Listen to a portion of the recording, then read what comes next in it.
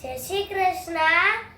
આજે વિશ્વ પાણી દિવસ નિમિત્તે હું એક કવિતા લઈને આવ્યો છું।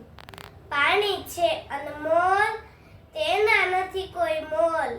પાણી છે રંગ અને સ્વાદહીન, છતાં પ્રકૃતિ બનાવે રંગીન।